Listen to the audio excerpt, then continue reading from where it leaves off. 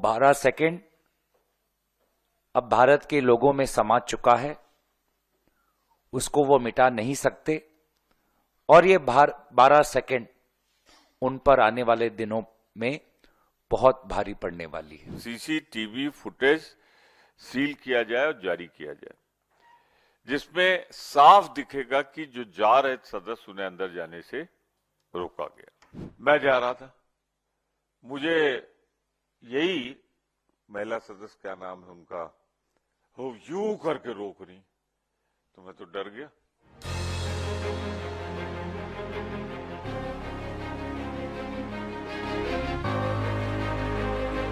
उस 12 सेकंड को छुपाने की, वो 12 सेकंड अब भारत के लोगों में समा चुका है, उसको वो मिटा नहीं सकते और ये 12 सेकंड उन पर आने वाले दिनों में बहुत भारी पड़ने वाली है। पार्लियामेंट के प्रारंभ में बहुत सकारात्मक भूमिका से कांग्रेस पार्टी आगे बढ़ी थी कि शीतकालीन सदन के अंदर सारे विषयों पर बातचीत हो। ये बातें हमने बार बार फ्लोर लीडर्स की मीटिंग में की और मैं तो धन्यवाद करना चाहूंगा आदरणीय खड़गे जी का, आदरणीय राहुल गांधी जी का, कि दोनों ने चिट्ठी के द्वारा दरखास्त की कि लोकसभा और राज्यसभा में 2 दिन की चर्चा हो। इन दोनों नेताओं की दरखास्त के बाद ही संविधान पर 2 दिन की चर्चा हुई, नहीं तो ये भी नहीं होती। और ये 2 दिन की चर्चा होने से ही हमको पता चल गया कि भाजपा में अमित शाह जी के अंदर, आदरणीय नरेंद्र मोदी जी के अंदर बाबा साहब अंबेडकर के प्रति कितनी सम्मान है। जो असलियत है वो बाहर उभर कर निकल गई। अडानी के मामले से वह भागे। मणिपुर को लेकर प्रधानमंत्री मोदी जी ने अपने 2 घंटे के भाषण में कुछ कहा नहीं। सेबी को लेकर आदरणीय निर्मला सीतारामन जी ने सेबी चीफ माधवी बुच को लेकर कुछ बातें की नहीं। और संविधान पर जब चर्चा हो रही थी तो उन्होंने अपनी मानसिकता दर्शाई। जैसे कि आदरणीय प्रमोद तिवारी जी ने कहा, एक फांसीवादी। पूरे इस शीतकालीन समय में हमने भी कितने बार धरना प्रदर्शन किया है, लेकिन कभी भी अगर कोई भाजपा का सांसद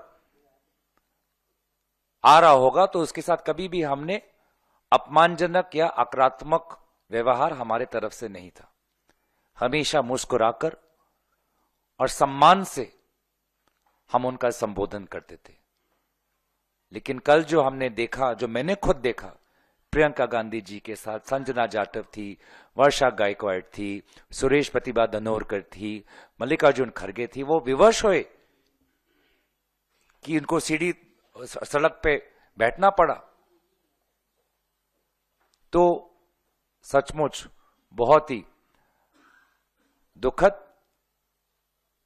और उसके ऊपर जो इंक्वायरी अब आज तक नहीं हो रही, सीसीटीवी कैमरा आज तक भी हमने नहीं देखा, तो कहीं ना कहीं जो छुपाना चाहते हैं वो हमें पता चल रहा है। दोबारा मैं कहना चाहूंगा कि ये जितने भी ध्यान भड़काने की कोशिश करें, वे 12 सेकंड भाजपा और अमित शाह जी पर बहुत भारी पड़ेंगे। हमारी मांग है कि सीसीटीवी फुटेज वहां पे 1-1 मिनट की, 1-1 पल की, 1-1 इंच की, क्योंकि मैं समझता हूं सर्वाधिक संवेदनशील और सुरक्षित क्षेत्र संसद परिसर, वो जारी करें। और जो कुछ वो कह रहे हैं उसी सीसीटीवी से, झूठ बोल के नहीं कि मिनिस्टर्स की सीरीज लगा दो, आज ये झूठ, कल वो झूठ, परसों वो झूठ, सुबह वो, दोपहर वो, शाम। सीसीटीवी फुटेज सील किया जाए और जारी किया जाए, जिसमें साफ दिखेगा कि जो जा रहे सदस्य उन्हें अंदर जाने से रोका गया।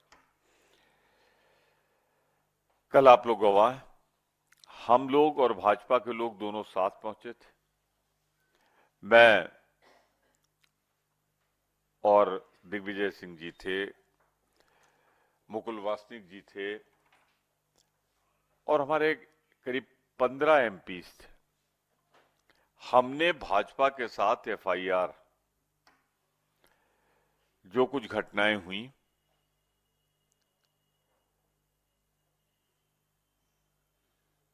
खड़गे जी के साथ बलपूर्वक हमें घुसने न देना, लोकतंत्र हाईजैक कर लेना, इसकी एफआईआर दोनों ने साथ लिखाई थी। पर उनकी एफआईआर तो लिख ली गई रात में,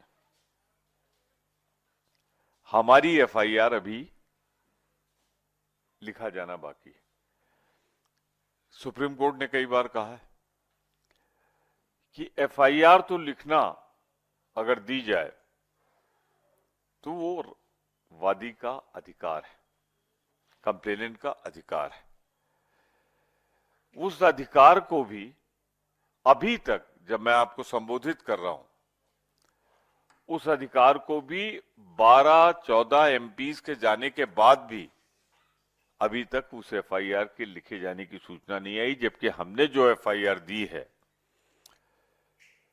उसकी रिसीविंग कॉपी हमारे पास है, बहुत लोगों के पास होगी, नहीं होगी तो हम हमारे सारे विकल्प खुले हुए हैं और मेरी समझ में नहीं आता कि सुप्रीम कोर्ट की गाइडलाइन, सुप्रीम कोर्ट के कई फैसले के बाद कि वादी की तरफ से एफआईआर लिखाने पर क्यों नहीं लिखी जाएगी, थोड़ा वो विलंब कर सकते हैं।